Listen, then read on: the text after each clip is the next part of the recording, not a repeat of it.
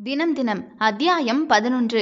சாப்பாட்டு மேஜையில் குண்டூசி விழுந்தால் கூட சத்தம் கேட்கும் அளவிற்கு அமைதியாகவே இருந்தது.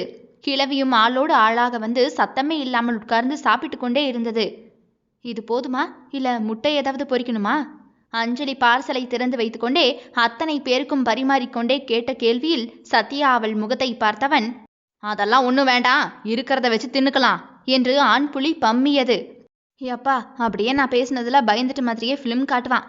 இதே மாதிரி எத்தனை தடவை பேசியிருக்கேன், எத்தனை தடவை சரி சரின்னு விடுன்னு மலிப்பியிருக்காரு. அதுக்கு பிறகு பழைய குருடி கதவை தரடின்னு சைனா பீஸ் பொம்மை மாதிரியே 10 நாளில் பல்ல இழிச்சிடும். இதெல்லாம் நானும் உண்மைன்னு நம்பி மறுபடியும் ஏமாந்து போகிறேன். ஆனால் இனிமே இந்த மாதிரி என் பிள்ளைங்க கிட்ட அரகண்டா நடந்துக்கிட்டாரு, சொன்னதை கண்டிப்பாக செஞ்சிடணும். ஒரு நாளாவது இவனை தூக்கி கொண்டு போய் ஜட்டியோட போலீஸ் ஸ்டேஷன் முக்கில் உட்கார வச்சிடணும் யோரானர். அப்போ கூட நமக்கு தான் வலிக்கும். இவன் அங்கிருந்து வந்து இந்த ஜட்டியை துவைச்சு போடுன்னு அப்பவும் நம்மளைத்தான் ஏவுவான். மானங்கிட்ட பையன், முழுங்குறத பாரு, சோத்த காணாதவன் போல என்று புலம்பிக் கொண்டே அவளும் சாப்பிட்டு விட்டு சத்யாவை திரும்பி பார்க்காமல் அறைக்குள் போய் பிள்ளைகளோடு படுத்து கொண்டாள். என்னடா சத்யா, உன் பொண்டாட்டி திடீர்னு போலீஸு கேஸு அதுன்னு ஒரு மாதிரியா பேசுறா? தன் தாயை சத்யா திரும்பி பார்க்கவும், இல்லடா, கதவு திறந்து கிடந்துச்சுல, அது வழியா நீங்க பேசுனது எனக்கும் அரசல் புரசலா கேட்டுச்சு. விடுமா, அவ பேசுறதெல்லாம் அப்படியே செஞ்சிட போறாளா என்ன? அந்த அளவெல்லாம் அவளுக்கு தைரியம் கிடையாதுமா. இருந்தாலும் இன்னைக்கு நடந்த விஷயத்துல என் மேல தப்பு இருக்கு, அதனாலதான் அமைதியா இருக்கேன். இவளுக்கு பயந்தில்ல, ஏன் எதுக்குன்னு கேட்காம தோளுக்கு மேல வளர்ந்த பிள்ளைய கை நின்னது தப்பு தானே? பாரு சத்யா, உனக்கு இருக்கிற ஈவு கருணை உன் பொண்டாட்டிக்கு இல்லையே. எப்படியெல்லாம் நாக்கு மேல பல்ல போட்டு பேசுறா பாத்தியா? நாம என்னமோ இவளை வச்சு கொடுமைப்படுத்துற மாதிரிலாம் ஆகி போச்சு. கடவுளே, என் மருமக என் பேர பிள்ளைன்னு மட்டும்தானே இது வரைக்கும் நினைச்சிருக்கேன். என் மகளுக்கு கூட இந்த அளவுக்கு மரியாதையை கொடுத்ததே கிடையாது. போன வாரம் அந்த கனகா என் மருமக என்னை அப்படியெல்லாம் கொடுமைப்படுத்துறா, இப்படியெல்லாம் கொடுமைப்படுத்துறான்னு அழுதா. ஆனால் நான் என்ன சொன்னேன் தெரியுமா?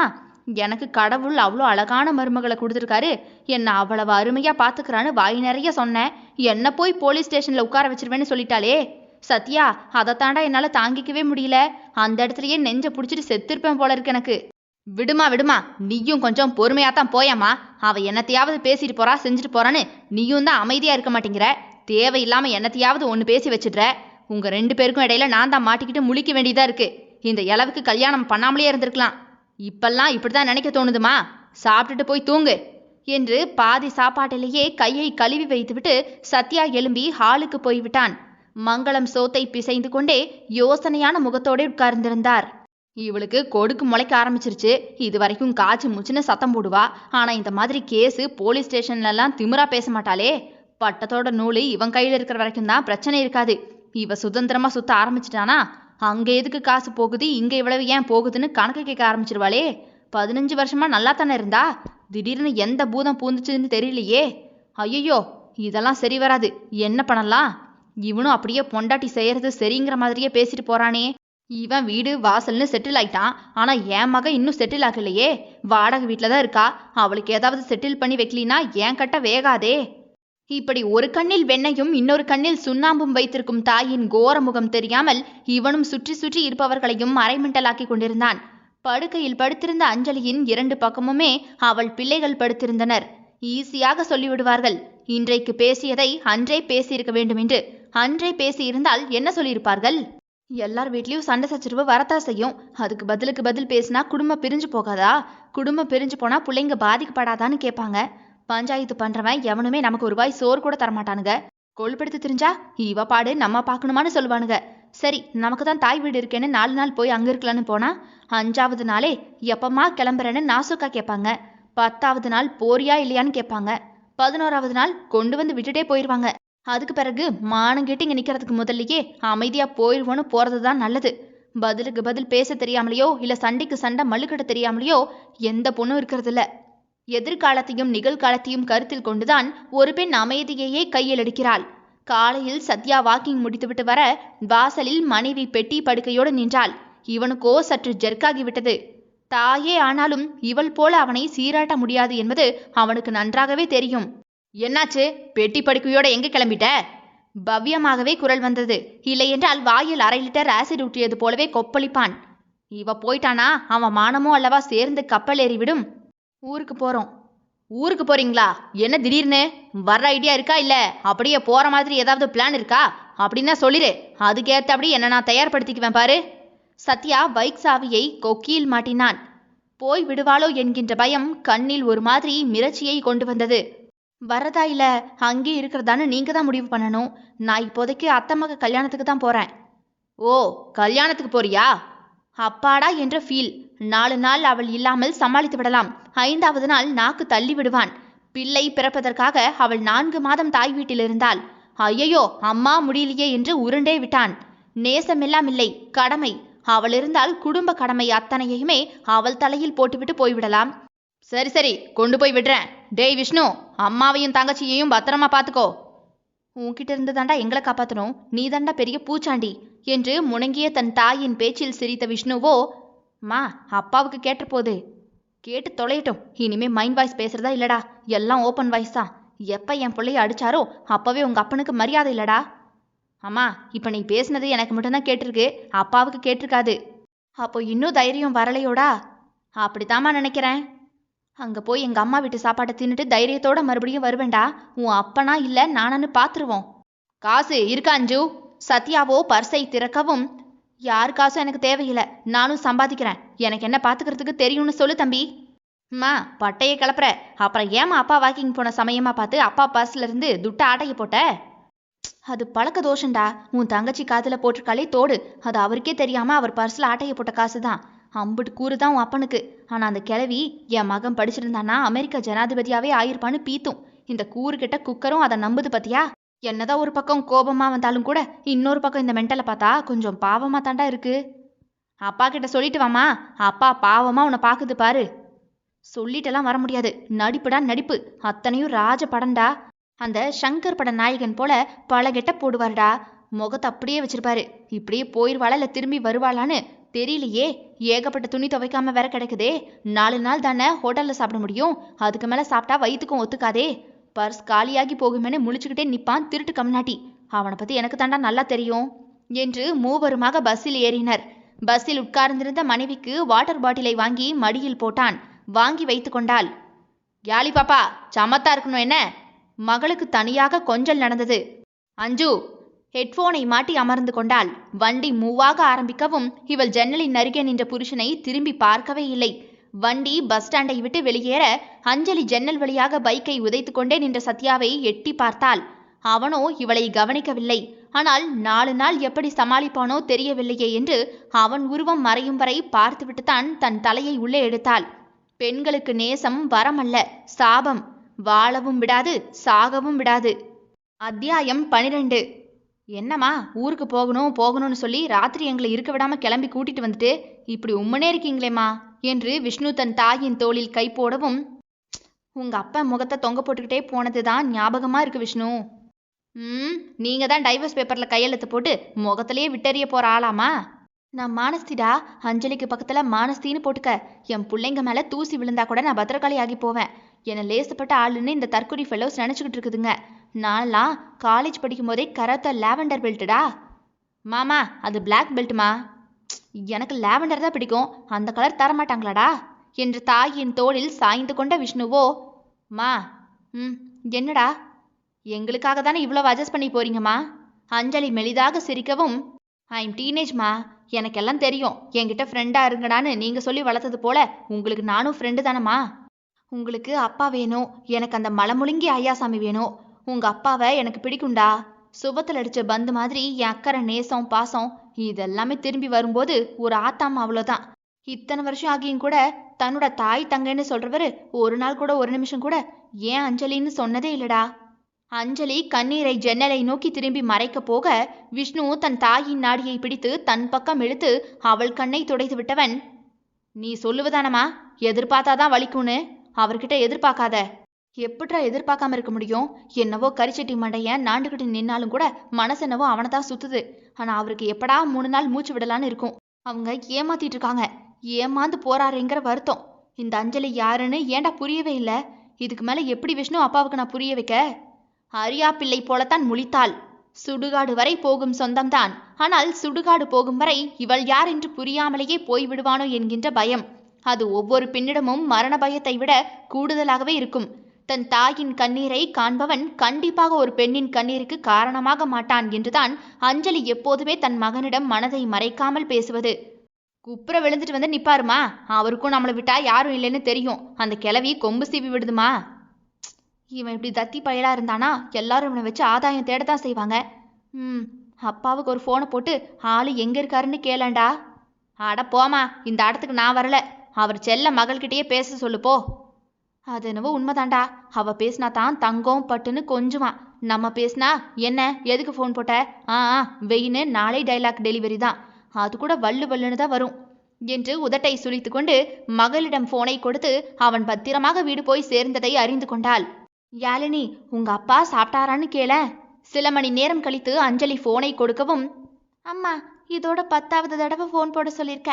ஏதோ அப்பா நல்ல மனநிலைமையில இருக்காரு, அதனால ஃபோன் எடுத்து பேசுறாரு. சும்மா சும்மா தொல்லை பண்ணாதம்மா என்று யாழினி திட்டிவிட்டு தன் கண்களை மூடி சீட்டில் படுத்து கொள்ளவும், இதுக்கு எதுக்குமா இந்த சண்டை போடுற என்று விஷ்ணு தலையில் அடித்து கொள்ள, பின்ன உன்னை அடிப்பாரா? அத்தனை பேர் முன்னாடியும் அடிச்சுட்டு சர்வ சாதாரணமா இருக்காரு அவரு. நீங்க செருப்பு போட வெளியே வரும்போது என்னை கூப்பிட்டு சாரி கேட்டாருமா. இது எப்படா? அப்பவே சமாதானம் ஆகியாச்சுமா.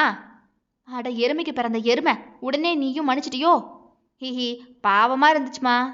டேய் மெண்டல் மாக்கா, என்ன மாதிரி மானங்கிட்ட பொழப்ப நீயும் பொழைக்காதடா. கொஞ்சம் கோபத்தை பிடிச்சு வைக்க பழகு, இல்லைனா நாளைக்கு இதையே தான் உன்கிட்ட பண்ணிக்கிட்டே இருப்பாரு. அப்பாவா இருந்தாலும் அம்மாவா இருந்தாலும் ஒரு தப்பு பண்ணலைனா அதுக்காக போராட வாதாட தெரிஞ்சிருக்கணும் விஷ்ணு. அதனாலதான் உன்னைய வச்சு வேடிக்கை காட்டிட்டான். சரிம்மா, இனி கவனமா இருக்கேன். தங்கள் ஊர் கோவில்பட்டியில் வந்து இறங்கினர். தாத்தாவுக்கு ஃபோனை போட்டு கூப்பிடுவோமாமா? வேண்டாண்டா, அவங்களுக்கு எதுக்கு வீண் அலைச்சல். ஒரு ஆட்டோவை பிடிச்சு போயிடலாம். அதுக்கு முன்ன தாத்தா பாட்டிக்கு ஏதாவது வாங்கணும்டா. அன்னைக்கு உங்க அப்பங்கிட்ட ஆட்சிக்கு சேல் எடுக்கிறதுக்கு போய் தான் திட்டு வாங்கினேன். அவர் கண்ணை மறைச்சிக்கிது 1-2 வாங்கி கொண்டு வந்து கொடுத்தா தான் உண்டு. என்கிட்ட வாங்கி அவங்களுக்கு நிறைய போகிறது கிடையாது தான். ஆனால் நான் வாங்கிட்டு போனதை அவங்க கையில் எடுத்து சந்தோஷமா போட்டுக்கும் போது நமக்கு ஒரு ஆத்ம திருப்தி என்றபடி அஞ்சலியோ கடையில் போயிருப்பதிலேயே தாய்க்கு ஒரு சேலை, தகப்பனுக்கு ஒரு சட்டையை வாங்கி வைத்துக்கொண்டு ஆட்டோவை பிடித்து தன் தாய் வீட்டில் வந்து இறங்கினாள். அப்பா, சொர்க்கமே நாளும் அது தாய் வீடு போலாகுமா? சொர்க்கம் வந்து சேர்ந்தது மாதிரி ஒரு இன்பம். இது அல்லவா பெண்களின் சொர்க்க பூமி. சாரதா, கடைக்கு போயிட்டு வரேன் என்று வெளியே வந்த சாந்தகுமாரோ வெளியே ஆட்டோவில் வந்து இறங்கி நின்ற தன் மகளை கண்டுவிட்டு, எம்மாடி அஞ்சு கண்ணா, எப்போடா வந்த என்று தள்ளாடி மகளை நோக்கி வயதை மறந்து ஓடி வர கண்ணீர் அரும்பி போனது அஞ்சலிக்கு. பா, இப்பதான் வந்தேன். அவரோ குனிந்து யாழினியை தூக்க போகவும், நெஞ்சில பிடிச்சிரும்பா, தூக்காதீங்க. அட போத்தா, எப்படா பிள்ளைங்களை ஆற தழுவுவோன்னு தான் நான் காத்துக்கிட்டு கிடப்பேன் என்று பேத்தியை தூக்கி கொஞ்சி பேரனை தோளில் தடவினார்.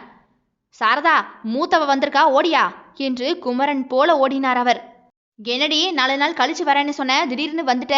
மருமகன் வரலையா? என்ன ஒத்தையாவா வந்த? தாய் அரைத்த மாவு கையோடே எழும்பி ஓடி வந்தார்.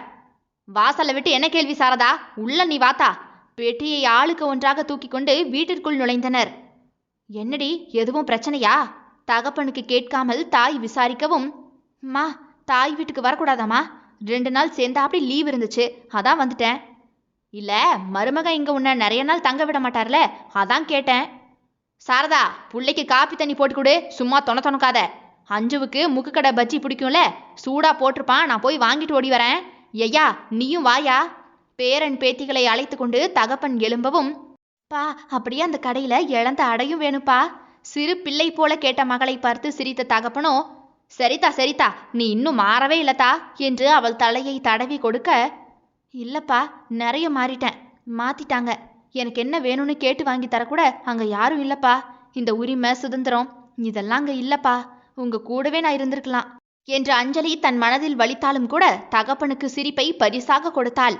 பிள்ளைகள் கண்ணில் கண்ணீரை பார்த்தால் உடைந்து போவாரே அந்த பெரிய மனிதர். உண்மையாவே உனக்கும் மருமகனுக்கும் சண்டை இல்லதான் அஞ்சு?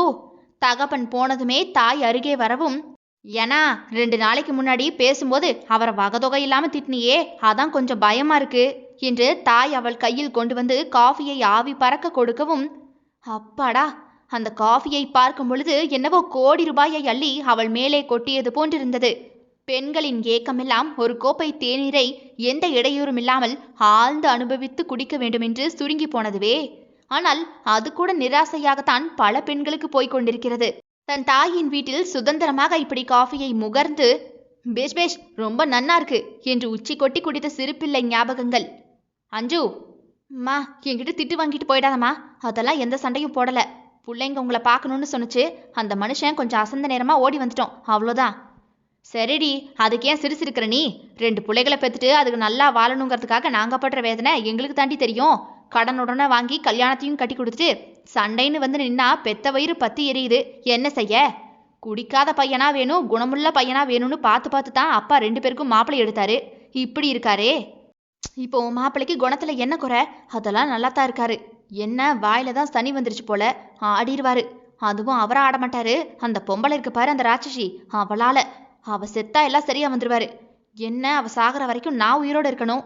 அடி எருமை, என்ன பேச்சு பேசுற நீ என்று செல்லமாக தட்ட தாயின் மடியில் படுத்து கொண்டாள். எம்மோய், தோசையும் புதினா சட்னியும் வச்சு கொடுக்குறியா? கொஞ்ச நேரம் இந்த கைத்து கட்டில படுத்துக்கிறேன். குளிச்சுட்டு படுடி. டிராவல் பண்ணிட்டு பல்லு கூட விளக்காம வந்து கட்டில படுக்கிற. ஐய, அங்கதான் அதை பண்ணு இதை பண்ணுங்கிறானுங்க. இங்கேயும் தொல்லை பண்ணாதம்மா. ஒரு நாள் பல்லு விளக்காம காஃபி குடிச்சாலும் தூங்கினாலும் சாமி குத்தம் ஆயிராது. தயவு செஞ்சு போ என்று விட்டு அப்படியே கட்டிலில் சாய்ந்து விட்டாள். எப்படி தூக்கம் வந்தது என்று தெரியாது. ஆனால் குரட்டை விட்டு தூங்க ஆரம்பித்து விட்டாள். கண்களை முழித்து பார்க்கும் பொழுது அவள் தகப்பன் அவளையே பார்த்து கொண்டு பக்கத்தில் உட்கார்ந்திருந்தார். டிவியை சத்தமில்லாமல் வைத்திருந்தார். மகள் முழித்து விடுவாளாம். பேர பிள்ளைகளை வெளியே விளையாட அனுப்பி வைத்து விட்டார். மகள் முழித்து விடுவாளாம். குக்கர் சத்தம் கூட கேட்காம சமையல செய்ய, என் மகன் முழிச்சிருவா என்ற தகப்பனின் குரலில்தான் அவள் முழித்ததே. என் அப்பா, என்னோட அப்பா என்று சொல்லும்போது அவ்வளவு கர்வமாக இருந்தது. கோடி ரூபாய் சம்பாதித்து காரில் அழைத்து செல்லும் கணவனா கேட்டேன். இதே போல என் உணர்வுகளுக்கு மதிப்பு கொடுக்கும் ஒருவன் தானே கேட்டேன். 7 மணி வரைக்கும் தூங்கு, பொம்பளை தூங்குனா வீடு விளங்கிரும். காலையிலேயே குளிக்காம வர்றவ குடும்ப பொம்பளையா என்ற குரல்கள் சுற்றி சுற்றி வர தலையை உதறிக்கொண்டாள். உணர்வுள்ள ஒருத்தியின் உணர்வுகளை செயலிழக்க வைக்க மனிதன் கண்டுபிடித்த அரிய கண்டுபிடிப்பே திருமணம். உணர்வுகளை மதிக்கும் இணைகள் சேர்வதே இருமணம் இணைந்த பந்தம். அத்தியாயம் 13. மாலை வரைதான் தாய் வீட்டு மயக்கம் கிறக்கமெல்லாம். இரவு நெருங்கியதுமே மணாளன் ஞாபகம் வந்து கேலி செய்து அவள் மானத்தை வாங்கியது. சைத்தான், வரும்போது சூனிய வச்சு அனுப்பிட்டான் போல. இங்க வந்தும் அவன் குரல் கேக்குதே. 4 நாள் அந்த தடியன் ஞாபகம் இல்லாம இருக்கணும். நம்மள அந்த ஆளு நினைக்கவா போறாரு என்றவள் போனில் சத்யா அவன் மகளை தூக்கி வைத்தது போன்று போட்டோவோடு காலிங் வரவும், அதிசயமா இருக்கு, போன் எல்லாம் போடுறாரு. ஏடி யாலி, இங்க வா, உன் ஐயன் பேசுறாரு, வந்து சேர்ந்துட்டோன்னு சொல்லு என்று மகளை பிடித்து கையில் போனை திணிக்கவும், போமா, விளையாட போறேன். ஒழுங்கா சொல்லிட்டு போ. அப்படியே காலையில சாப்பாட்டுக்கு அந்த கிழவி என்ன செஞ்சு கொடுத்துச்சுன்னு கேளு. கடையில திங்க சொல்லாத. வீட்டுல கெளுநரி போல அது கிடக்குதுல்ல, 2 நாள் அவரை பார்த்துக்க சொல்லு. விஷ்ணு தாயை நக்கலாக பார்த்தவன், அஞ்சலி அஞ்சலின்னு இங்க ஒரு மானஸ்தி இருந்தாங்க, பாத்தீங்களாமா? போடா யாலி, நீ பேசு பேசு. போனை ஆன் பண்ணி காதில் கொடுத்துவிட்டு அஞ்சலி காதை போனின் அருகே வைக்கவும், ஹலோ, சத்யா குரல் கம்பீரமாகவே வந்தது. ஹலோ அஞ்சு. உதட்டை சுளித்து முகத்தை கோணினாள். பக்கத்துல இருக்கும்போது அஞ்சு மூக்குல பஞ்ச வைக்க வேண்டியது. இப்ப அஞ்சுமா அஞ்சு. அப்பா. ஏன் தங்கம்மா? ஆமா டாடி. அவன் பெத்தது மட்டும் தங்கம், அடுத்தவன் பெத்தது மட்டும் தகரம். எனக்கு வில்லி மாமியா இல்ல, இதான் கொஞ்சல பாரு. பாப்பா, நாங்க வந்து சேர்ந்தாச்சுன்னு அம்மா சொல்ல சொல்லுச்சு. கடையில திங்க கூடாதா, அதையும் அம்மா தான் சொல்ல சொல்லுச்சு. அஞ்சலியோ தலையிலேயே அடித்து கொண்டாள். போச்சு போச்சு, நாம தான் இப்படி இருக்கோனா நம்ம பெத்ததுள்ள சதி பண்ணுதுங்க. அம்மா கிட்ட கொடு தங்கம். சத்யா குரல் கேட்டது. நான் குளிக்க போறேன், நீயே பேசியாலி என்று வேண்டுமெனவே தவிர்த்து விட்டு அஞ்சலி போய்விட்டாள். அவன் அனுமதி கேட்காமல் ஊருக்கு வருவது இதுதான் முதல் முறை. இப்படி ஊமை நாடகம் போடுவதும் இதுதான் முதல் முறை. என்னதான் நடக்கின்றது என்று பார்ப்போமே என்று பார்க்க, அப்பா அம்மாவை பத்தி என்னடி கேட்டாரு? மகளிடம் விஷயத்தை கறக்க பார்க்கவும், அப்பா ஆதார் கார்டு எங்க வச்சிருக்கீங்கன்னு கேட்டாரு. அதுக்கு தான் என்ன தேடினானா? நான் கூட சண்டை போட்டுட்டு வந்துட்டாலே சமாதானம் பண்றதுக்கு தேடுறாரோன்னு நினைச்சிட்டேன். ஏமாந்து போறதே எனக்கு ஹாபி ஆகிருச்சு. சை என்று முணங்கிவிட்டு ஹாலுக்குள் நுழையவும், பாத்தியா என் மக வாங்கிட்டு வந்த சட்டைய? தகப்பன் அவள் வாங்கி கொடுத்த சட்டையை தடவி தடவி பார்த்தார். வெறும் 500 ரூபாய் சட்டைதான். அவருக்கு அது ரொம்பவே குறைவுதான். கை நிறைய பென்ஷன் வாங்கி இன்னும் யாருக்கும் பாரமில்லாமல் சேர்த்து வைத்து கௌரவமாக வாழ்பவர் 500 ரூபாய் சட்டையை ஆற தழுவுவது மகள் மீது வைத்திருந்த நேசத்தை பிரதிபலித்தது. எனக்கும் தான் சேலை எடுத்துட்டு வந்திருக்கா, நல்லா இருக்கா என்று தாய் சேலையை மேலே போட்டு காட்டவும், இரு இரு நானும் போட்டு காட்டுறேன் என்றபடி தகப்பனும் சட்டையை போட்டுக்கொண்டு நிற்க அஞ்சலி மனம் கனத்த உணர்வு. படிக்க வைத்து கட்டி கொடுத்து அதுக வாழ்ந்தா போதும் என்று ஒதுங்கியும் இருந்து ஆண் பிள்ளை பெத்தவ நான் என்று அவர்கள் பேசும் பேச்சுக்கு தலையும் குனிந்து, நம்மை விட இவர்கள் நிலை இன்னும் மோசமோ பெரிதாக ஒன்றும் வேண்டாம். மாமா நல்லா இருக்கீங்களா? செக்கப் போனீங்களா? உடம்ப பார்த்துக்கங்க என்று ஒரு வார்த்தை கேட்டால் இவனுக்கு வாயில் பூரான் போயிருமா என்ன என்று அவள் மனம் சுணங்கியது. அப்படி என்ன ஆண் என்கின்ற கர்வம்? பெண்ணுக்கு 2 வீட்டையும் பேலன்ஸ் பண்ண தெரியும், ஆணுக்கு அது வராது. தனக்கு ஒன்று முடியாத போது தன் தகுதியை இழந்துவிடக்கூடாது என அவன் போடும் முகத்திரையே நான் ஆண் நீ பெண் என்கின்ற முகமூடி. சத்யா அவர்களை பஸ்ஸில் ஏற்றிவிட்டு வீட்டிற்குள் நுழைய அப்போதுதான் அவன் தாயும் எங்கோ இருந்து ஓடி வந்து நின்றார். எங்கம்மா போயிருந்த? அதுவா, கனகா இருக்கால, அவ வீட்டுக்கு போயிருந்தேன். நேத்து தான் சொன்ன கனகா அவங்க மக வீட்டுக்கு திண்டுக்கலுக்கு போயிருக்குன்னு. இப்ப எந்த கனகாவை பார்த்துட்டு வர என்ற மகனின் கேள்விக்கு மங்களம் வேர்வையை துடைத்து கொண்டே, கனகா இல்லடா, கங்கா கங்கா, அது வாய் மாதிரி வந்துருச்சுடா என்று உளறலாக சொல்லிவிட்டு உள்ளே ஓடியது. மா, அவ வந்த பிறகு கொஞ்சம் பார்த்து நடந்துக்கமா. வளர்ந்த பிள்ளைங்க இருக்காங்க, அதுக்கு முன்னாடி சண்டையெல்லாம் போட்டுக்கிட்டே இருந்தா நல்லா இருக்காதுமா. என்னவோ நான் தான் சண்டை போடுற மாதிரி என்கிட்ட வந்து சொல்லிக்கிட்டு இருக்க நீ தான் அவளை சண்டைக்கு இழுப்ப, அதனாலதான் அவ சண்டைக்கு நிப்பா. அஞ்சு முடிஞ்ச வரைக்கும் சண்டையை தவிர்க்கத்தான் பாப்பா. நீ தான் கூட கூட பேசி அவளை வம்புக்கு இழுக்கிறது என்ற மகனை கூர்ந்து பார்த்த மங்களமோ, என்னடா போலீஸ் ஸ்டேஷன் சொன்னதும் பயந்துட்டியோ? போலீஸ் ஸ்டேஷன் போகிறதுக்கெல்லாம் பயம் இல்லம்மா, போற அளவுக்கு நடந்துக்க கூடாதுங்கிற யோசனை, வேற என்ன பாத்துக்க என்று விட்டு அறைக்குள் புகுந்தான். அவனுக்கு தேவையான சட்டையை அயன் பண்ணி வைத்திருந்தாள். பிரஷர் மாத்திரையை பிரித்து பேக்கெட் போட்டு மேஜை மீது இருந்தது. டவல் உள்ளாடைகள் எல்லாமே படுக்கை மீது கண்படும் இடத்தில் இருந்தது. ஏசி ரிமோட், சார்ஜர் என்று சிறிய பொருட்கள் கூட அவன் கைக்கு எட்டும் தூரத்தில் வைத்துவிட்டு போயிருந்தாள். வயசுல சின்ன பொண்ணு, விவரம் தெரியாம இருக்காளேன்னு அதை செய்யாத இதை செய்யாத அப்படி செய்யாத இப்படி செய்யாதன்னு சொன்னா குத்தமா தெரியுது. வெளியிருக்கிற 1000 குடைச்சல இவகிட்ட காட்டினா தாங்குவாளா? ஏதோ கோபத்துல 1-2 வார்த்தையை விடுறதுதான், அதுக்கு என்ன நில நிக்கிறா இவ? இவ மனசுக்குள்ள அவன் இவனு கண்டபடி பேச வேண்டியது. ஆனா வெளியில அப்படியே அப்பாவி புள்ள மாதிரியே ஒரு பார்வை பார்த்து வைப்பா. அதனவோ இந்த மருமகளுங்களுக்கு புருஷனோட தாய் தகப்பனை கண்டாவே ஆக மாட்டேங்குது. நம்ம தாய் தகப்ப மாதிரி தானே யோசிச்சு தொலைச்சாதான் என்ன? காலையில இருந்து ராத்திரி வரைக்கும் இவங்க அவளை குறை சொல்றதும் அவ இவங்களை குறை சொல்றதும் என்ன குடும்பமோ என்று சலித்து கொண்டே கடைக்கு கிளம்பினான். மயிராண்டி, நீ அவ தாய் தகப்பன மனுஷனா நினைச்சிருக்கியாட நீ? சத்யா கடையில் போய் உட்கார்ந்தான். வியாபாரம் முன்போல இல்லை. இருப்பதை வைத்து அஞ்சலி சமாளித்து விடுவாள். ஆனால் தங்கை, அன்னை இவர்களின் பிக்கல் பிடுங்கல் தான் இப்போதெல்லாம் அதிகமாகவே இருக்கிறது. முடியாது என்று மனைவியிடம் சொல்ல எளிதாக வந்து விடுகிறது. ஆனால் தங்கையிடம் சொல்ல முடிவதில்லை. இவகிட்ட சொன்னா புரிஞ்சுக்குவா என்று தெரியுமே. எவ்வளவு கஷ்டம் வந்தாலும் தாய் தங்கையிடம் ஒரு 10 பைசா கூட கேட்க மாட்டான். இவளிடம்தான் வந்து நிற்பான். அஞ்சு, சேர்த்து வச்ச காசு ஏதாவது இருந்தா தாடி என்று அப்படியே வந்து நிற்பான். தாய் தவறே செய்தாலும் கூட இவளைத்தான் திட்டுவான். அதோடு அந்த பிரச்சனையை முடித்துவிட்டு நகர வேண்டுமென்றால் இவன் அஞ்சலியை கத்திவிட்டு நகர்ந்தால்தான் முடியும். தாயை கத்த முடியாது, மனைவியை கத்திவிட்டு போக எளிது. தகப்பன் இல்லாமல் வளர்ந்த தங்கை வேறு. என் அப்பா இருந்திருந்தா எல்லாம் செஞ்சிருப்பாருன்னு ஒரு வார்த்தை சொல்லிடக்கூடாதே என்று நினைத்துத்தான் தன் தகுதிக்கு மீறி இழுத்து கொண்டிருக்கிறான். தலையை தடவிக்கொண்டே கடையில் அவன் உட்கார்ந்திருக்க, அண்ணே என்ற குரலில் சத்யா தலையை நிமிர்த்தி பார்க்கவும் லதா நின்று கொண்டிருந்தாள். அதென்னவோ அவள் தோழிகள் என்றாலே இவனுக்கு வேப்பங்காய் கசப்பு. ஒன்னும் தெரியாதவளை இவங்கதான் சூதுவாது சொல்லி கொடுத்து கெடுத்துட்டாங்க என்பது போன்றே நினைத்து வைப்பான். அஞ்சலி ஸ்கூலுக்கு வரலையே, ஏதோ லீவுன்னு சொன்னா. லீவெல்லாம் இல்ல, ஸ்கூல் நடந்துக்கிட்டு தானே இருக்கு. சொல்லாம கொல்லாம லீவ் எடுக்க மாட்டாளே, அதான் பொருள் வாங்கிட்டு அப்படியே கேட்டுட்டு போகலான்னு வந்தனே. அவங்க அம்மா வீடு வரைக்கும் போயிருக்கா என்று முகத்தை பார்க்காமலேயே பதில் சொல்லிவிட்டு நோட்டில் கணக்கு வழக்கை எழுதி கொண்டிருந்தான். ஓ என்ற லதா அக்கம் பக்கம் ஆள் அசப்பு பார்த்துவிட்டு, அண்ணே என்ன என்று சலிப்பாகவே அவளை பார்த்தான். நேத்து ஹெச்எம் அவகிட்ட கொஞ்சம் தப்பா நடந்துக்க ட்ரை பண்ணியிருப்பார் போல இருக்கு. அட்டெண்டர் என்கிட்ட வந்து சொன்னாரு, கொஞ்ச நாளாவே அவர் நடவடிக்கை சரியில்லை. நேத்து காலையில அஞ்சலியை தனியா கூப்பிட்டு உட்கார வச்சு அசிங்கமா பேசியிருப்பான் போல இருக்கு. சட்டென்று சத்யாவின் கையில் இருந்த பேனா வேறு அவன் கையில் வலைப்பட்டது. என்ன சொல்ற? இது ரொம்ப நாளா நடக்குதுன்னு. அவ செருப்பை கழட்டி அடிச்சிருவேன்னு கண்டமேனிக்கு பேசிட்டு வெளியே போயிட்டா போல இருக்கு. அந்த கோவத்துல தான் நம்ம விஷ்ணுவா அந்த ஆள் மாட்டி விட்டுட்டாரு. ஏன் என்கிட்ட சொல்லல? உங்ககிட்ட சொல்ல பயம்னே. எங்க வேலையை விட்டு நிறுத்திட்டீங்கன்னா வீட்லயே கிடக்கணுமோன்னு பயந்து சொல்லல. இப்ப கூட விஷயம் விபரீதம் ஆகிடக்கூடாதுன்னு தான் நான் உங்ககிட்ட வந்து சொல்றேன்னு. நான் சொன்னேன்னு அவகிட்ட சொல்லிடாதீங்க.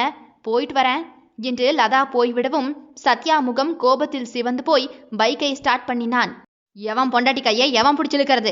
நான் என்னவோ சொல்லி திட்டுவேண்டா. அவ ஏன் பொண்டாட்டி, ஏன் உரிமை, ஏன் சொத்து. அவளை அடிப்பேன், நாண்டுகிட்டு நிற்பேன். கண்டவனெல்லாம் கையை பிடிச்சிருக்கிறதுக்கு நான் என்ன ஓசிலியா பொண்டாட்டியை விட்டுருக்கேன் என்று சத்யா பைக் ஸ்கூலை நோக்கி பறந்தது. பாலைவனத்தில் கிடக்கும் நீர் போல ஆண்கள் மனதிலுமே அங்கொன்றும் இங்கொன்றுமாக நேசம் கிடக்கத்தான் செய்யும். பாலைவனத்தில் நீரை கண்டுபிடிப்பது எவ்வளவு கடினமோ அவ்வண்ணமே ஆண்களின் மனதில் ஒளிந்து கிடக்கும் ஒற்றை புள்ளி நேசத்தை கண்டுபிடிப்பதும் கடினம்தான். அத்தியாயம் 14. அரடே வாங்க சத்யா சார், என்ன அஞ்சலி மிஸ் 2 நாளா வேலைக்கு வரல? அது விஷயமா தான் கொஞ்சம் பேசணும், அப்படியே தனியா கொஞ்சம் அந்த பக்கமா வரீங்களா என்றான் சத்யா கையில் கிடந்த காப்பை முறுக்கி கொண்டே. சொல்லுங்க சார், என்ன விஷயம்?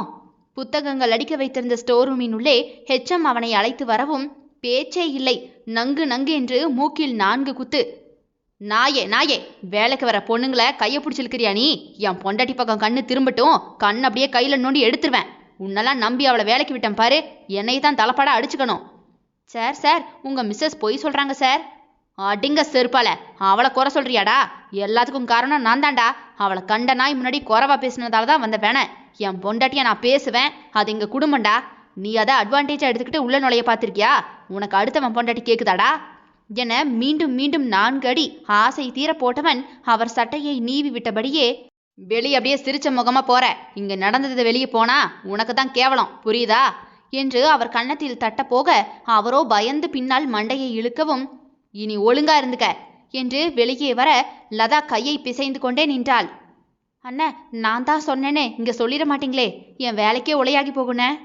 இல்லம்மா பாத்துக்கிறேன் என்று விட்டு சத்யா பைக்கை எடுத்தான். எவ்வளோ பெரிய விஷயம் நடந்திருக்கு, திமிர் பிடிச்சவ ஒரு வார்த்தை சொன்னாலா? அவ பாட்டுக்கு பஸ் ஏறி தாய் வீடு போய் சேர்ந்துட்டா. நினைச்சேன் ஏதோ திருகு வேலை பண்ணி வச்சுட்டு தான் இவ ஓடுறான்னு. என்கிட்ட சொன்னா ஆகாதோ? அது சரி, இவ என்னைக்கு நம்மள மனுஷனா நினைச்சிருக்கா? வர வர சொல் பேச்சே கேட்கறது கிடையாது. அவ இஷ்டத்துக்கு ஏதாவது பேசிட்டு போறா. இனி இது சரி வராது, ஓவரிடம் கொடுக்குறேனே நினைக்கிறேன் என்று அவளைத்தான் திட்டிக் கொண்டே போனான். சூப்பர் மார்க்கெட்டில் என்றுமே இல்லாமல் இன்று கூட்டம் அதிகமாகவே இருந்தது. அந்த மேடம்க்கு என்ன வேணும்னு பார்த்து எடுத்துக்கொடு சார். எல்லாத்தையும் எடுத்து களைச்சு போடாதீங்க, என்ன வேணுமோ அதை மட்டும் எடுங்க. இந்த பாப்பாவுக்கு ஒரு சாக்லேட்டை கொடு தேவி என்று அந்த கூட்டத்தில் வேலை சரியாக நடக்கிறதா என்று சத்யா நடந்தபடி பார்த்து கொண்டிருக்க அவன் போன் அதிர்ந்தது. அஞ்சு, அவ்வளவுதான். போட்டோ எல்லாம் அவன் வைக்கவில்லை. அன்பே ஆறுகிறே, மானை தேனை போட தெரிந்திருந்தால் ஏன் பொண்டாட்டியிடம் இவ்வளவு எதிர்ப்பை வாங்க வேண்டும்? இவ்வளவுதான் இவர் டக்கு.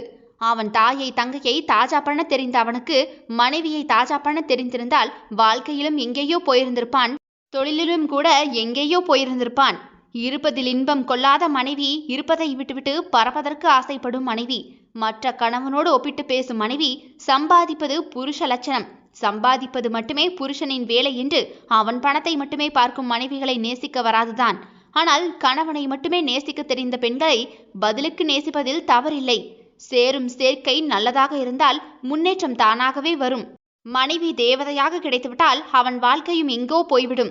அவன் முன்னேற்றத்தில் உறுதுணையாகவே இருப்பாள். அவன் சோர்ந்து போகும்போது நான் இருக்கிறேன் என்று ஆதரவு கரத்தை நீட்டுவாள். நீ நகை வேண்டும் என்று கேட்கவே வேண்டாம், அவள் வாயில் உள்ள உணவை கூட தந்துவிட்டு பட்டினி கிடப்பாள். அவன் கால்கள் தள்ளாடும் போதெல்லாம் நீ ஓய்விடு, உன் பாரத்தை நான் சுமக்கிறேன் என்பாள். அவன் தொண்டை வறண்டு நிற்கும் போதெல்லாம் அவன் குரலாக அவள் இருப்பாள். ஏனோ ஆனால் மட்டுமே இதையெல்லாம் செய்ய முடியும் என்கின்ற கர்வம் பெண்ணை குடும்பத்தில் தலைமை தாங்க விடுவதில்லை. இவர்களை சொல்லி தப்பில்லை, இது ஆதிகால பழக்கம். போருக்கு பழக்கப்பட்டவன் நான் என்றும் சமையலுக்கு பழக்கப்பட்டவள் பெண் என்றும் பாகுபாட்டை ஆதி மனிதர்கள் பிரித்து வைத்து விட்டார்கள். அதன் கேடு இப்போது நாம் அனுபவித்துக் கொண்டிருக்கிறோம். போனை எடுத்து காதில் வைத்தான். என்ன அதே டோன்? எப்படித்தான் அச்சு பிசகாமல் இதே சவுண்ட் மாடுலேஷனில் அத்தனை புருஷன்மார்களும் பேசுகிறார்களோ தெரியவில்லை. அந்த ஹெச்எம்மை போட்டு அடிச்சு பொழந்திருக்கீங்க, ஏன் என்கிட்ட சொல்லவே இல்லை? இன்னைக்கு தான் லதா என்கிட்ட ஃபோன் போட்டு சொன்னா. 3 நாள் ஆன பிறகுதான் அஞ்சலிக்கு விஷயமே தெரியும். ஐயோ, கோமா நோயாளிக்கு உயிர் வந்துருச்சா? இருக்காதே, இவர் கீழடி தகடு போலல்ல, அவ்வளவு லேசாலாம் மேல வரமாட்டாரே. உன் வாய்க்கு தாண்டி அண்ணன் உன்னை இப்படி பேசுது. இல்லைனாலும் உன் அண்ணன் என்னை கொஞ்சிட்டு தான் மறுவேலை பார்ப்பான். 2 தடவை தான் அவர் என்னை பார்த்து ரொமான்டிக்கா லுக்கு விட்டது. எப்படி? ஒன்று பொண்ணு பார்க்க வந்தார் அன்னைக்கு, இன்னொன்று தாலி கட்டும்போது தான். அதை நம்பி கரும்பு மிஷினில் தலையை கொடுத்த பாவப்பட்ட ஜென்மம் தாண்டின்னா உஷாரா இருந்து என்னை கவுத்துட்டாரு. இல்லைனா இந்த கிழவனை கட்டிக்கிட்டு மாரடிக்கணும்னு எனக்கு என்ன அவசியமா? ரொம்ப சலிச்சுக்காத. அண்ணன் உன்கிட்ட எதுவும் சொல்லலையா? அதான் வாயில ஆல் டைம் 1/2 கிலோ முத்து வச்சிருப்பாரே. துரை சொந்த பொண்டாட்டிக்கிட்ட எல்லாம் பேச மாட்டா, அப்படி அடுத்தவன் பொண்டாட்டிக்கு மட்டும்தான் சொம்பு தூக்குவாரு. இவன் இப்படி இருந்தா அவன் கையை பிடிச்சி இழுக்கத்தான் செய்வான். இப்படி சம்பவம் நடந்து 3 நாள் ஆகியிருக்கு. ஒரு வார்த்தை என்ன ஏதுன்னு கேட்டாரா பாத்தியா? எதுக்கு உன்னை வருத்தப்படணும்னு நினைச்சிருப்பாரு அஞ்சு. சேச்சே, அப்படியெல்லாம் தப்பா நினைக்காத. எப்படி இவளை வண்டி வண்டியா கழுவி ஊத்தலான்னு தான் தீவிரவாதி போல ஃபுல் டைம் ஸ்கெட்சை போட்டு வச்சிருப்பான். பாரேன், நான் தான் தப்புன்னு ஒரே வார்த்தையில முடிச்சிருவான். ஆனா ஒன்னுடி, அடுத்த ஜென்மத்துல நான் புருஷனாவும் அவன் பொண்டாட்டியாவும் பிறக்கணும். என்ன ஒரு காதல்! அடுத்த ஜென்மத்துல கூட அதே ஜோடி வேணும்னு ஆசைப்படுறியே. ஐய, இவன் வேற யார் கூடயும் நல்லா வாழ்ந்துடக்கூடாதுங்கிற எண்ணம் தான். நான் படுற பாட்டுக்கெல்லாம் வட்டியோட வச்சு வச்சு செய்யணும். ஆத்தாடி, உன்கிட்ட உஷாராத்தான் இருக்கணும் போல. வேலைக்கு வருவியா இல்ல எப்படி அஞ்சு? நம்ம முடிவை நாம் எடுக்க முடிஞ்சிருந்தா நாம ஏன்ட்டு இப்படி இருக்க போறோம்? அவர் என்ன முடிவெடுக்கிறாரோ அதான் நம்ம வாழ்க்கையில நடக்கும். இதுக்குத்தான் நான் பயந்தேன். போச்சு, குட்டி நிம்மதியும் இனி இல்லாம ஆகிரும் என்று அஞ்சலி வருந்தவும், அண்ணங்கிட்ட பேசுறி, அவர் புரிஞ்சுப்பாரு. என்னத்த பேசி, அவர்கிட்ட நான் பேசின பேச்ச மேடையில பேசி இருந்தனா லேடி சாலமன் பாப்பையாவா ஆகியிருப்பேன்டி. பேசி பேசி தொண்டை கிழிஞ்சு போனதுதான் லாபம். என்ன யோசனையா இருக்காருன்னு வேற தெரியல. 3 நாளா போனை வேற பண்ணலடி. ஒருவேளை டைவர்ஸ் பண்ணிடுவாரோ என்னவோ. ஏய், ஏண்டி இப்படிலாம் பேசுற? இங்க வர வரைக்கும் டைவர்ஸ் பண்ணிட்டு நிம்மதியா வாழலான்னு ஒரு எண்ணம் கூட வந்துச்சுடி. இங்க வந்த பிறகு 3 நாளைக்கே எப்படா வீட்டுக்கு போவோன்னு இருக்கு. டைவர்ஸ் எல்லாம் ஆனா எப்படி அந்த ஆள் மூஞ்சிய பார்க்காம இருப்பேன்னு தோண வச்சுட்டாருலதா. நமக்கு மட்டும் ஏண்டி இப்படி மேக் வாச்சிருக்கு தெரியலையே. ஆன்டி ஹீரோ கூட ரொமான்டிக்கா இருக்கானுங்க. ஆனா இந்த புருஷ மெட்டீரியல் அதுலயும் ஃபெயில் மார்க். ஆன்டி ஹீரோவாவது கடைசி 4 எப்பி திருந்துவானுங்க. இவனுங்க திருந்துவானுங்கன்னு காத்திருந்தே நம்ம கிளவி ஆகிருவோம் மோடி. சரி சரி, புலம்பாத. அண்ணங்கிட்ட பேசிட்டு அடுத்த ரவுண்டு புலம்பவா. ஆக மொத்தம் புலம்பல்கள் தொடர்கதைன்னு ஆகி போச்சு. லைட்டா ஃபோன் போட்டு அசப்பு பார்த்துட்டு வரேன். நல்லா வக்கீலா பார்த்து வை என்ன. ஏய், அப்ப டைவர்ஸ் தானே முடிவே பண்ணிட்டியா? அவ்வளோ சீக்கிரமா அதுவும் தரமாட்டாண்டி அவன்.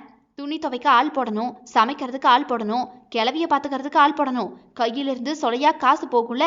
அதான் கஞ்ச சட்டிடி அவன். இவதான் நமக்கு ஏத்த அடிமைன்னு 4 திட்டிட்டு வந்து சேருன்னு முடிப்பாண்டி. சிறிது நேரம் லதாவோடு பேசி நடுங்கிய பேஸ்மெண்ட்டை சரி செய்து விட்டுத்தான் சத்யாவுக்கு போனை போட்டாள். ஏன் என்கிட்ட சொல்லலைங்க? உன்கிட்ட சொன்னா என்ன கிழிச்சிருவ? அது என்று அவள் விஷயத்தை கூற வாயெடுக்க, என்னைக்கு அவள் பேசுவதற்கு இடம் கொடுத்திருக்கிறான். இந்த மைத்துக்கு தான் உன்னை வேலைக்கு போக வேண்டான்னு சொன்னேன். நான் படிச்சவ சொந்த காலில் தான் நிப்பேன்னு போனேன்.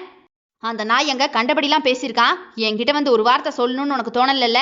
இனிமே வேலைக்கு போ, காலை உடைச்சிட்றேன். இருக்கிறத தின்னுட்டு வீட்டில் கிடக்கிற வழியை பாரு. சொன்னா இப்படித்தான் அவனை விட்டுட்டு என்ன திட்டுவீங்க. எனக்கு தெரியும், நான் நிம்மதியா இருந்தா உங்களுக்கு பிடிக்காதுல்ல. பாரஞ்சு, ஆரம்பிக்காத. நான் என்ன குடிச்சனா கூத்தியா வச்சுக்கிட்டு இருக்கனா இல்ல உன்னை அடிச்சு கொடுமை பண்ணனா? சும்மா ஃபெமினிசம் பேசிக்கிட்டே இருக்க. எல்லா வீட்லயும் இதான் நடக்கும், இப்படித்தான் இருக்கும். சும்மா நான் கொடுமைப்படுத்துற மாதிரியே பேசாத. இத்தனை வருஷம் ஆகுது, உன் மேல என் சுண்டு விரல் பற்றுக்காடி. தீயினால் சுட்டது ஆறுங்க, நாவினால் சுட்டது ஆறாதுன்னு என் ஆளு வள்ளுவர் சொல்லியிருக்காரு. என்ன சொன்ன? ஒன்றும் இல்லை. இப்படி எதுக்கு எடுத்தாலும் நான் தான் தப்புன்னு சொன்னா அவன் செஞ்சது சரியோ? எங்களை சுற்றி 1000 பேர் இப்படி தான் இருக்கான். இவனெல்லாம் பார்த்தா எங்களால் வேலை செய்ய முடியாது. எனக்கு தெரியும், நான் சரியா இருப்பேன். சொந்த புருஷனுக்கே நம்மளை பற்றி தெரியல, இதில் அடுத்தவனுக்கு எப்படி நான் யாருன்னு விளக்க என்று கடைசி வரியை முணங்கி கொண்டாள். நீ சரியா இருந்தா போதுமடி. வேலைக்கு போனவ ஒழுங்கா போனாலா இல்லையான்னு இங்க இருக்கிறவெல்லாம் வேலையை விட்டுட்டு உன் பின்னாடியே அலையணுமோ? சற்று கத்தி பேசியவன் கூட்டம் அவனை திரும்பி பார்க்கவும் குரலை குறைத்து கொண்டான். உங்களை யார் பின்னாடி வர சொன்னா? யாரும் என் பின்னாடி வர வேண்டாம். இப்ப ஏன் அவனை போய் அடிச்சிங்க? உங்களை போய் அடிக்க சொன்னா அடிச்சுட்டு வந்து ஐயோ அம்மான்னு என்கிட்ட கத்திக்கிட்டு இருக்கீங்க. உங்க பழக்கமே இதானே. அம்மா தங்கச்சி கிட்டையும் பேசுறதுக்கு வாயில வார்த்தையே வராது.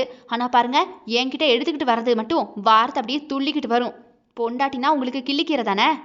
அஞ்சு, வேலை இருக்கு, வாயை மூடு. பிறகு பேசுறேன். ஏதாவது நான் எதிர்த்து பேசினா மட்டும் இப்படியே கட் பண்ணிருங்க. உன்கிட்ட மனுஷன் பேசுவானா? வெய். ஏன் பதிலுக்கு தான் பதில் பேசுங்களேன் பாப்போம். ஏன்னா பேசினா நான் கேட்குற கேள்விக்கு உங்ககிட்ட பதிலே இருக்காதுன்னு எனக்கு நல்லா தெரியும். அதனால என் வாயை மூடிடுவீங்க. இல்லைனா மட்டம் தட்டி தட்டி அப்படியே தரையோட தரையா நசுக்கிடுவீங்க. வீட்லேயும் நிம்மதியாக இருக்க விடக்கூடாதுன்னு சரி வேலைக்கு போவன்னு போனா அங்கேயும் நிம்மதியாக இருக்க விடக்கூடாதுன்னு இருக்கீங்க. உனக்காக போய் அவனை அடிச்சுட்டு வந்தேன் பாரு. என்னை செருப்பால் அடிச்சுக்கணும். அடிச்சுக்கங்க, யார் வேண்டான்னு சொன்னது? நானா உங்களை போய் அடிக்க சொன்னேன்?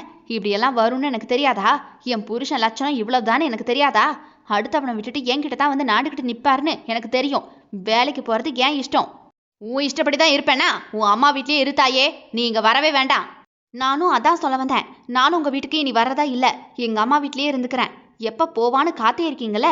ஈடுபட்ட பையன் நமக்காக சண்டையெல்லாம் போட்டிருக்கான்னு ஒரு காதலில் வந்து ஃபோனை போட்டேன். எப்படி பேசுகிறாரு? இவனெல்லாம் திருத்தவே முடியாதுடா சாமி. உனக்கு என்ன, நீயும் ஆம்பளை கடவுள் தானே, அங்கதான் கூட்டு சேருவ. தினம் ஒரு சண்டை, தினம் ஒரு பிரச்சனை. இந்த லட்சணத்துல ஆதர்ஷ தம்பதியான் கிளிக்கும் கிளிக்கும் என்று பேசி கொண்டிருக்கும் போதே கீங் கீங் என்று போனை கட் பண்ணி வைத்து விட்டான். தந்தி இல்லா வீணையும் புரிதல் இல்லாத திருமண உறவும் இசை தராது. வீணே இடத்தை அடைத்து கொண்டுதான் இருக்கும். அத்தியாயம் 15. போனை பேசிவிட்டு அஞ்சலி கீழே வைக்க அவள் தகப்பன் பாவமாக அவளை பார்த்து கொண்டிருந்தார். ஐயோ, அப்பாவா? கையில் இளநீரோடு நின்ற தகப்பனை பார்த்து இவளுக்குத்தான் பகீரென்று ஆகி போனது. அப்பா, இந்தா இளநீ குடி. வெட்டி அவள் கையில் கொடுத்தார். அஞ்சலி குடித்துவிட்டு தகப்பனை பார்க்க வேட்டி நுனியை வைத்து மகள் வாயை துடைத்து விட்டார். இந்த நேசத்தை அங்கே தேடித்தான் பல பெண்கள் தோற்று போகிறோமோ? என்னதான் தன் தாயினும் போட்டிக்கு போட்டி பேசினாலும், அப்பா கிட்ட இதெல்லாம் பத்தி எதையும் சொல்லிக்கிட்டு இருக்காதம்மா, மக எப்படி இருக்கான்னு கேட்டா ரொம்ப நல்லா இருக்கான்னு சொல்லிடுறேனே, பாவம் அந்த மனுஷன் உடஞ்சிடக்கூடாது என்றுதான் பல விஷயங்களை மறைத்து சில விஷயங்களை மட்டுமே தன் தாயின் காதுக்குமே போடுவது. அப்பா என்று அஞ்சலி நிலையவும் அவள் அருகில் வந்து உட்கார்ந்த தகப்பனை ஏறிட்டு பார்க்க முடியாமல் அஞ்சலி எச்சில் விழுங்கவும், என்ன கண்ணா, என்ன பிரச்சனை? சேச்சே, அப்படியெல்லாம் இல்லப்பா, எப்பவும் நடக்கிறது தான்ப்பா. ஓ, டைவர்ஸ் அதுன்னு பேசுற அளவுக்கு சண்டையா? அது சும்மாப்பா. அவரும் பயம் காட்டுவாரு, நானும் பயம் காட்டுவேன். அவருக்கு தெரியும் அவர் விட்டுட்டு நான் எங்கேயுமே போக மாட்டேன்னு. எனக்கும் தெரியும்பா அவருக்கு என்னை விட சிறந்த கூஜா கிடையாதுன்னு. என் அவரு மட்டமா பேசுறது, நான் அவரை மட்டமா பேசுறதும் எங்களுக்குள்ள ஒரு ஹாபிப்பா. கண்ணீர் வர அளவுக்கு மட்டமா பேசிக்குவீங்களாமா என்ற தகப்பனின் பேச்சில் அண்ணாந்து பார்த்த அஞ்சலியின் கண்ணீரை இழுக்க பார்க்கவும் தன் கட்டை விரலால் அவள் கண்ணீரை துடைத்துவிட்ட சாந்தகுமாரோ, அப்பாவுக்கு எதுக்கு சுமையை இழுத்து வைக்கணும்னு நினைக்கிறியாமா? இல்ல இந்த வயசுக்கு மேல இந்த அப்பா என்ன செஞ்சிருவாருன்னு நினைச்சு வலிய மனசுக்குள்ளேயே மறைச்சு வைக்கிறியா? இப்பவும் நீ எனக்கு குழந்தைதான் கண்ணா. இந்த கண்ணுல கண்ணீர் வரவா நான் கல்யாணத்தை கட்டி கொடுத்தேன். எனக்கு பிறகு என் பிள்ளைய பாதுகாக்கிறதுக்காக ஒருத்தர் வேணும்னு தான் தேடி தேடி மாப்பிளைய பார்த்தனே. பா, கணவனையும் விட்டு கொடுக்க முடியாமல் கையை பிசைந்தாள். பொறுத்து போ, தப்பில்லம்மா. பொறுத்தே போய் அவரை பொறுப்பில்லாம மாத்தாத. சகிச்சு போ, தப்பில்ல. சகிச்சு போய் நீ சலட ஆகாத. குடும்பம் அப்படி இப்படின்னு இருக்கத்தாமா செய்யும். நாம் அட்ஜஸ்ட் பண்ணி போறது தப்பில்ல. ஆனா ஒருத்தர் அழுது மற்றவங்க சிரிக்கிறதுக்கு பேரு எப்படிமா விட்டு கொடுத்தல்? அது வதை இல்லையா? நீ சந்தோஷமா சிரிக்கிறியோ இல்லையோ, எனக்கு ஐயோ யாரும் இல்லையேன்னு அலறளவுக்கு ஒரு வாழ்க்கை வாழ்றேன்னா நானும் ஏதோ தப்பு பண்ணிட்டோமா? என் மக கிட்ட நீ எப்படி இருக்கேன்னு கேட்டனே தவிர நீ சந்தோஷமா இருக்கியான்னு கேட்டுக்கணுமோ என்று தகப்பனின் கையை பிடித்து கொண்ட அஞ்சலி அவர் கைக்குள் தன் முகத்தை புதைத்து கொண்டு, அப்பா, உங்களை மாதிரி என்னை யாராலையும் புரிஞ்சுக்க முடியாதுப்பா. அதான்ப்பா பிரச்சனை. அவருக்கு என்ன புரிஞ்சுக்க முடியல. அவர் அம்மாவா தங்கச்சியா நானான்னு கேட்டா அவங்க 2 பேரையும் முதல்ல வச்சு என்ன 2ஆவதா கொண்டு போயிடுறாரு. அதுதான்ப்பா எல்லா பிரச்சனைகளுக்கும் காரணம். அவங்களுக்கு கொடுக்குற முக்கியத்துவத்தை எனக்கு கொடுக்கறதில்ல. அதான்ப்பா சண்டைக்கே. மற்றபடி நான் ரொம்ப நல்லா தான்ப்பா இருக்கேன். எனக்கு அவர் எந்த குறையும் வச்சதில்லை. ஓ, ஆனாலும் பொண்ணா ஒரு ஏக்கம், மனைவியா ஒரு ஆசை, பிள்ளைகளுக்கு தாயா ஒரு விருப்பம், இதெல்லாம் நிறைவேறாதுங்கிற போது சில நேரங்கள் அழுக வருது. அவ்வளோதான்ப்பா. நான் மட்டுமா இப்படி வாழ்றேன்? 70% பெண்கள் இப்படித்தான்ப்பா வாழ்றாங்க. எதுக்குடா உன்னை படிக்க வச்சேன்? இதுக்கா? 10ஓட ஒன்னா நீ வாழவா? நீ சுயமா நிக்கணும்னு வேலைக்கு போனா அப்ப கூட உன்னால ஒரு மரியாதையை காப்பாற்ற முடியலையா? வாய் விட்டு சிரித்தவளோ, போங்கப்பா, படிப்புக்கும் வேலைக்கும் குடும்பத்துக்கும் சம்மந்தமே இல்லை. வேலை பார்க்காம வீட்டில் இருக்கிறவங்களுக்கு ஒரு வகையான பிரச்சனைனா, வேலைக்கு போயிட்டு வீட்டையும் மேனேஜ் பண்ணுற எங்களுக்கும் பலவிதமான பிரச்சனைப்பா. எல்லாத்தையும் பழக்கிறதுக்குள்ள வயசாயிரும் போல இருக்கு. அவங்களுக்கு என்ன பிடிக்கும், என்ன பிடிக்காது, இவங்களுக்கெல்லாம் என்ன பிடிக்கும், அவங்களுக்குள்ள இப்படி பேசினா எப்படி பிடிக்கும், இவங்களுக்கெல்லாம் எப்படி பேசினா பிடிக்கும்னு எல்லாருக்கும் வளைஞ்சு நெளிஞ்சு போயே வயசாயிரும் போல இருக்குப்பா. எனக்காக எப்போ வாழ போறேன்னு அந்த தவிப்பிலேயே வர்ற கண்ணீர் தான்ப்பா இது, வேற ஒன்றும் இல்லை. நிஜமா? உங்க மருமகனை விட நல்ல புருஷன் எல்லாம் வாய்க்காதுப்பா. உங்க சாய்ஸ் பெஸ்ட் தான். இப்போ கூட என்ன தப்பா பேசினவன அடி வெளுத்துட்டு வந்திருக்காரு. பின்ன ஏன் சண்டை? வேற ஒன்றும் இல்லை. 3 நாள் ஆயிடுச்சுல்லப்பா. நான் ஃபோன் போடணும்னு நினச்சிருப்பாரு. நான் ஃபோன் போடலை. அந்த கோபத்தையும் என் மேலே காட்டுறாரு. வீட்டில் துவைச்சி வச்ச துணி எல்லாமே காலியாக போயிருக்கும். நான் இருந்திருந்தா எல்லாத்தையும் கைக்குள்ளே இருக்கும். இப்போ நான் இல்லாமல் அவருக்கு கை உடைஞ்ச மாதிரியா இருக்கும் போல. அதனால எப்பப்பா கிடப்பா கடிச்சு துப்பலான்னு அலைவார் போல. என்னவோ சொல்ற. அப்பாவுக்காக எதையும் மறைக்கலையே கண்ணா. அப்பா உயிருள்ள வரைக்கும் என் பிள்ளைக்கு பார்க்க என்னால் முடியும், சரியா? எனக்காக யோசிச்சு அப்பா என்ன சொல்லுவாங்க, அம்மா என்ன சொல்லுவாங்கன்னு யோசிச்சே சகிச்சுக்கிட்டு வாழ அவசியம் இல்லை. வரணும்னா வந்துரு, பார்த்துக்கலாம் என்று சொன்ன தகப்பனை ஏறெடுத்து பார்த்த அஞ்சலியோ, உங்க கைக்குள்ள இருக்கும்போது இருந்த பாதுகாப்பு, சுதந்திரம், இதை தேடி தேடிதான்ப்பா 15 வருஷத்தை தொலைச்சிட்டேன். ஒருவேளை இங்க கஷ்டப்பட்டு இருந்தா அங்க ஈஸியா இருந்திருக்குமோ என்னவோ தெரியல. உங்ககிட்ட ரொம்ப சொகுசா இருந்துட்டேனா, அதனால அங்க சமாளிக்க முடியாம திணறேன். பாத்துக்கிறேன்பா. தகப்பன் முகம் தெளியாமல் இருக்கவும், ஐயோ, இங்க வந்து இவரையும் வருத்தப்படுத்திட்டோமோ என்று அஞ்சலிக்கு மனத்தாங்கலாகி போனது. இதற்காகத்தான் எவ்வளவு முட்டிக் கொண்டாலும் அங்கேயே கிடப்பது. தாய் தகப்பனாவது நிம்மதியாக இருந்துவிட்டு போகட்டும் என்றுதான் சமாளிப்பது. இப்படியாகிவிட்டதே என்று அஞ்சலிக்கே வருத்தமாகி போனது. நாளை அத்தை மகளின் திருமணம். தாய் வீட்டு ஆஹா ஓஹோ கவனிப்பில் அஞ்சலி ஒரு வனப்பு கூடியே விட்டாள். மாலை தங்கை மஞ்சு வந்து தன் புது காரில் இறங்கினாள். நானும் அவர் பிசினஸ்க்கு கூட மாட ஹெல்ப் பண்றேன். என்னால அசையவே முடியறதில்ல அஞ்சு. குழந்தைய பார்த்துக்கிறதுக்கு கூட வீட்டுல 2 சர்வன்ட் போட்டிருக்காரு. ஓ, வீட்டு வேலைக்குன்னு தனியா ஆள் இருக்கு. அவருக்கு எப்பவோ நான் கூடவே இருக்கணும். அங்கேயுமே 1000 குடைச்சல் உண்டுதான். நான் நல்லா இருக்கேன் என்று காட்டிக்கொள்வதில் பெண்களுக்கு நிகர் யார் உண்டு? அத்தா இன்னும் அப்படியே தான் இருக்காரா, இல்ல ஏதாவது மாத்தம் இருக்கா என்று மஞ்சு தன் புருஷன் வீட்டு புராணத்தை பாடவும், சூப்பர் மார்க்கெட் பக்கத்துல ஒரு மெயின் பில்டிங் இருக்குல்ல, ஆமா, அது அட்வான்ஸ் போட்டிருக்கோம் என்ற அஞ்சலியின் பக்கத்தில் இருந்த விஷ்ணுவோ, மா இது எப்பம்மா நடந்துச்சு? அது சேட்டு பில்டிங்மா. நீ இப்படி சொல்றது மட்டும் அந்த சேட்டுக்கு தெரிஞ்சது கட்டி வச்சு தோலை உரிச்சிருவாரு. சும்மாருடா, கம்பி கட்டுற கதையாவது கட்டி விட்டுருவோம். இல்லைனா உன் அப்பனுக்கு இங்க இருக்கிற கொஞ்ச நெஞ்ச மரியாதையும் அப்படியே போயிடும். நீ நடத்து, உன் வாயி உன் உருட்டு. ஓ அப்படியா, நீ கடன்ல இருக்க, நகையெல்லாம் அடகுல இருக்குன்னு அம்மா சொல்லிக்கிட்டு இருந்தாங்களே என்றதுமே அஞ்சலி தன் அம்மாவை திரும்பி பார்த்தவள், எல்லாத்தையும் பொத்துனாப்படி கேட்டு இவ காதல போட்டு விட்டுருவாங்க போல இருக்கு. இனிமே உட்காந்து கதை பேசவே கூடாது. நாம இவங்க கிட்ட சொன்னா மனசு கொஞ்சம் லேசா இருக்கும்னு நினைச்சு சொன்னா அப்படியே 2வது காரிக்கு தகவல் தொடர்பு கொடுத்துருக்கு. ஆமா, 1 கோடி ரூபாய் பிளாட்டு, நகையை கொஞ்சம் வச்சாதானே சரியா இருக்கும், அதான் வச்சு கொடுத்தேன். தங்கை முகம் சற்று சுருங்கி போனது. உன்னை விட நான் நல்லா இருக்கேன் என்று காட்ட அவளுக்கு ஆசை. நானும் குறையா இல்ல என்று காட்ட இவளுக்கு ஆசை. ஒரே வயிற்றுல பிறந்த பிள்ளைங்க தான். இவளே நாம மேல இருக்கணும், இவ கீழே தான் இருக்கணும்னு நினைக்கும் போது என் மாமியாரும் நாத்தனாரும் பேசுறதுல செய்யறதுல என்ன குறைக்கான? ஒட்டு மொத்தத்துல குடும்பங்கிற பெயர் வச்சதுக்கு பதிலா சூனிய குடோன்னு பேர் வச்சிருக்கலாம். எல்லாம் ஒரு தினுசாத்தான் இருக்கு. இந்த உலகத்து கூட ஒன்றவும் முடியல, இந்த உலகத்தை விட்டு தனியா போகவும் முடியல. சை, தங்கச்சியோடு அளவாகவே பேசிவிட்டு நகர்ந்து விட்டாள். காலையில் தங்கையின் கணவன் திருமணத்திற்காக வந்திருக்க, நல்லா இருக்கீங்களா என்று ஒரு வார்த்தையில் நகர்ந்து நின்று கொண்டாள். அவளுக்கும் தன் கணவன் இதே போன்று தங்களோடு தாய் வீட்டில் வந்து தங்க வேண்டும். ஏன் புருஷன் என்னை எப்படி வச்சிருக்காருன்னு பாத்தியா என்று ஒரு பார்வை. தன் குடும்பத்தை கெத்தாக பார்க்க வேண்டும் என்றெல்லாம் ஆரம்பத்தில் ஆசை இருந்தது. 1-2 தடவை சத்யா வந்தான். வந்தவன் அங்கு போடும் சண்டையை இங்கு போட்டான். எங்கே அறையை விட்டு சத்தம் வெளியே போய்விடுமோ என்று பயந்து போன அஞ்சலியோ அவன் வாயை பொத்தி கொண்டவள், அப்பாவுக்கு சத்தம் கேட்டா ஏன் எதுக்குன்னு மனசு வருத்தப்பட்டு போயிடுவாருங்க. இருக்கிற வரைக்கும் கொஞ்சம் சத்தம் இல்லாம இருங்களேன். ஓ, அப்ப நான் தான் சண்டை போடுறேனா? மூத்த மருமங்க நான் வந்திருக்கேன், எனக்கு மரியாதை இல்ல. ஆனா இப்ப வந்தவன் அவனுக்கு ஏசி மாட்டி வச்சிருக்கீங்க. அவரு அடிக்கடி வருவாருங்க. அது சரி, இவன் இவ்வளோதான் சம்பாதிக்கிறான், இவனுக்கு இவ்வளோ போதும்னு எனக்கு ஃபேன் உள்ள ரூமு, அவன் லட்சத்துல சம்பளம் வாங்குறான்ல, அதனால அவனுக்கு ஏசி உள்ள பெரிய ரூமு. இவளோ தலையை பிடித்து கொண்டவள் காலையில் முதல் பேருந்திலேயே, போயிட்டு வா ராசா, இனிமே என் வீட்டுக்கே வர வேண்டாம் என்று அனுப்பி வைத்து விட்டாள். காலை அஞ்சலி தங்க நிற காட்டன் புடவை தாம் தூம் என்று இல்லை என்றாலும் எப்போதும் போல இல்லாமல் இன்று மெனக்கெட்டு சேலை உடுத்தி தலை நிறைய பூவை வைத்து கொண்டாள். தாய் ஒரு தங்க கழுத்து பதக்கத்தை கொண்டு வந்து அவள் கழுத்தில் போட போகவும், இதெதுக்கு?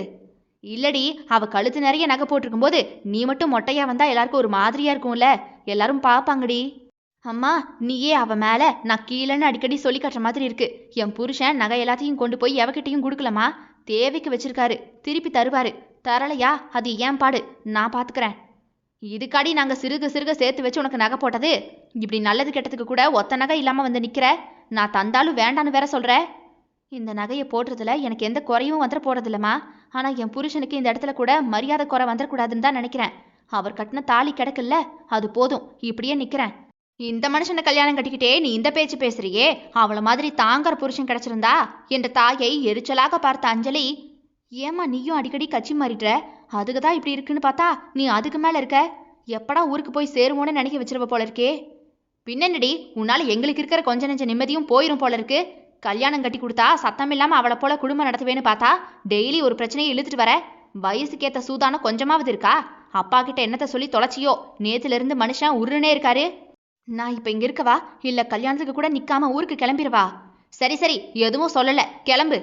நீ சின்ன மக கூடவே போ, நான் அப்பா கூட வரேன் என்று முடிக்கவும், அம்மா அம்மா என்று யாழி ஓடி வந்தாள். ஏண்டி உயிர் போக கத்துற? அப்பா வந்திருக்கு. உன் அப்பன் தானே, வந்துருவான். அவர் வந்துட்டாருன்னா மலை கீழே இருந்து மேலே பொத்துன்னு.